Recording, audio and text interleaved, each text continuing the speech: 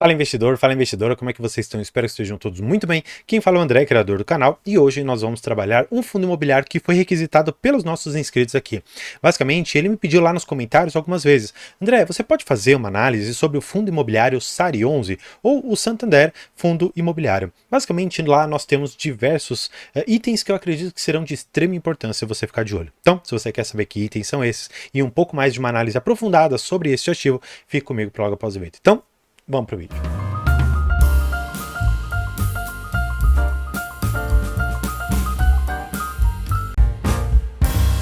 Bem, trazendo vocês aqui direto para a tela, eu vou falar sobre este fundo aqui. Basicamente é o Santander Renda de Aluguéis, fundo de investimento imobiliário, e ele está num yield extremamente chamativo, quase aqui seus 14%.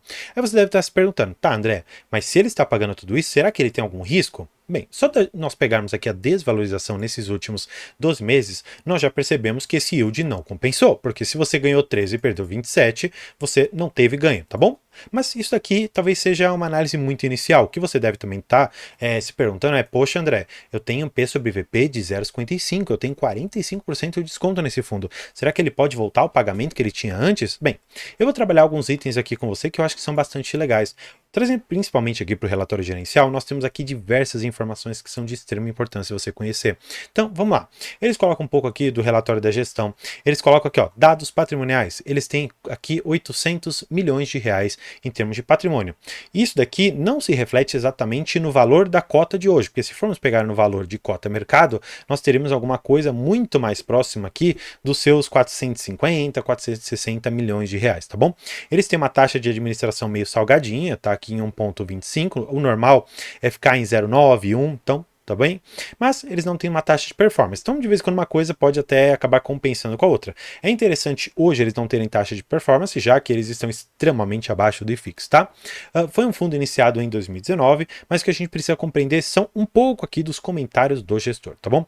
Ó, olha só que interessante, eu peguei aqui algumas partes que eu acho que vão ser bem interessantes da gente comentar. Ó, no edifício Work Bela Sintra, fizemos a negociação da renovação de meio andar por mais 24 meses. Maravilha!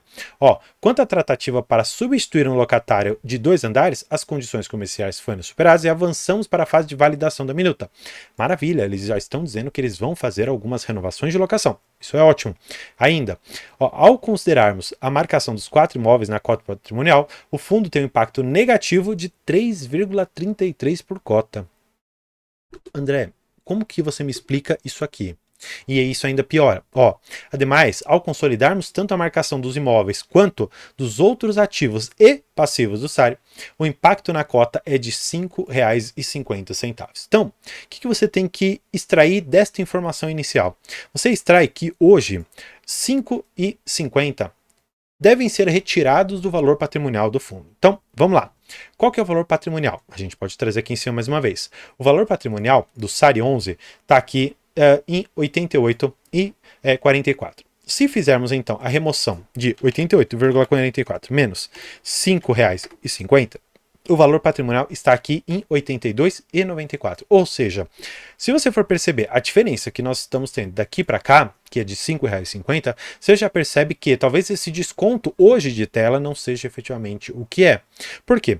Quando você faz aqui uma regrinha de 3, que seria bem simples, que basicamente esses 82 corresponderiam a 100%, e o valor de hoje corresponderia a X, você tem basicamente aqui o valor. Então, só para que a gente faça essa conta, tá? Basicamente, você vai pegar aqui o valor de hoje, tá bom? Que seria 48,49, e você vai pegar, então vamos lá, 48,49, então a gente já pode colocar esse valor, porque é multiplicado por 100, dividido por esse valor. Então, hoje, nós teríamos aqui vamos dizer assim, P sobre VP, estaria em 58,4. Ou seja, não são mais aqueles 45% de desconto. Agora a gente já tem alguma coisa mais ou menos aqui na casa dos seus 41,5.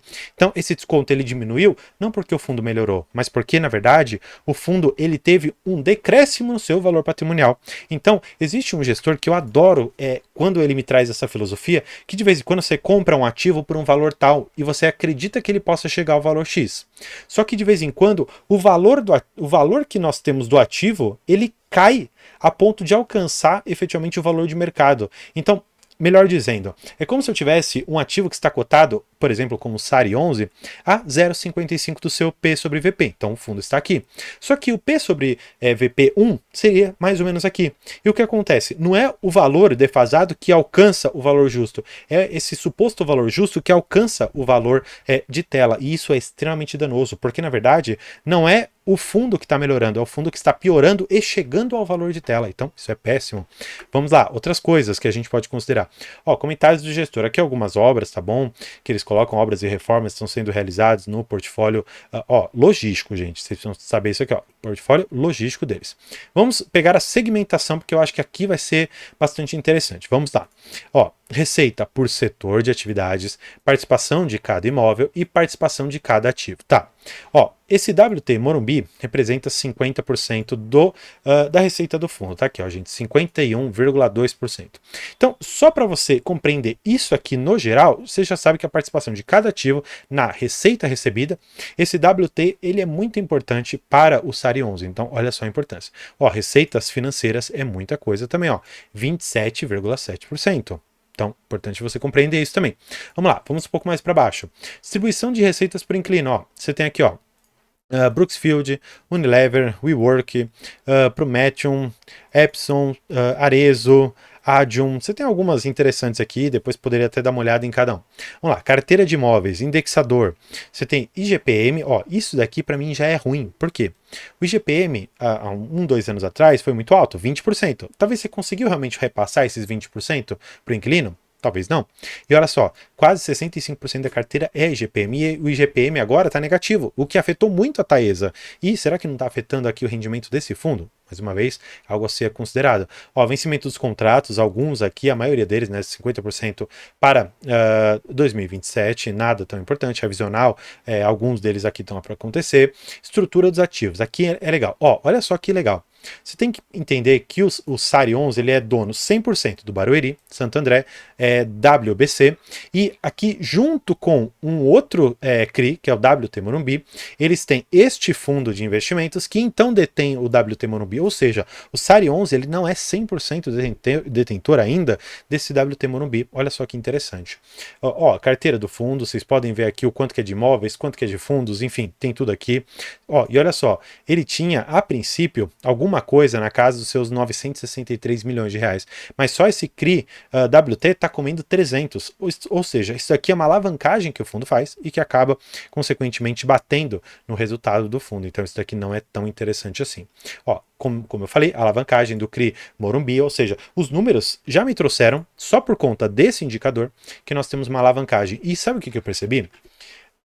Da minha carteira de investimentos, que inclusive eu vou até deixar um link aqui como vídeo de recomendação que eu vou te trazer, da minha carteira de investimentos. Por quê?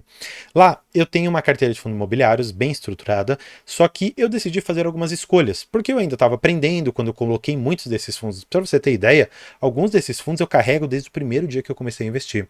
Então, eu coloquei Vino, Rect, coloquei TRX, coloquei alguns outros, que alguns têm uma alavancagem maior, outros têm uma alavancagem menor, inclusive BLMG está sendo extremamente danosa para minha carteira.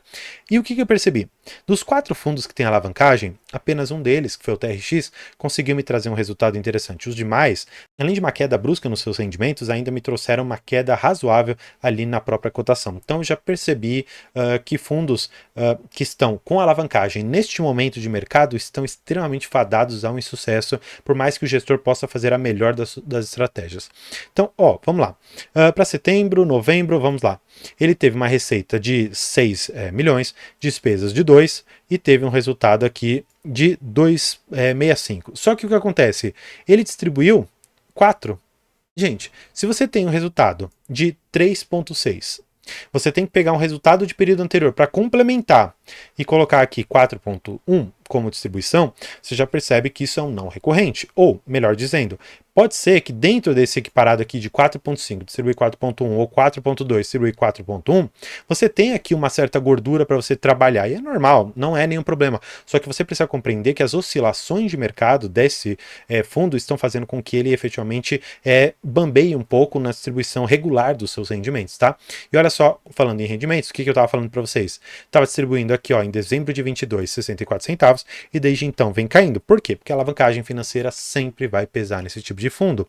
Aí você deve se perguntar, tá, André, mas de tudo que você está vendo aqui, você acredita que seja um fundo que vale a pena ou não colocar em carteira? Olha, sinceramente, buscando apenas um yield, não me parece que é o fundo que melhor se adequa a uma carteira de dividendos bem estruturada.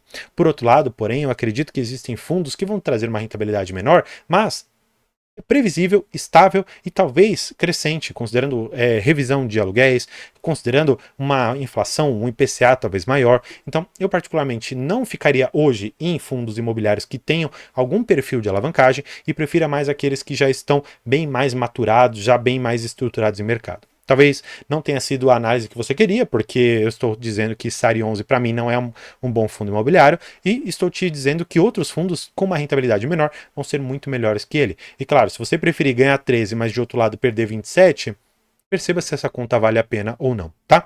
Então, espero que tenha gostado. Por hoje é isso. Muito obrigado.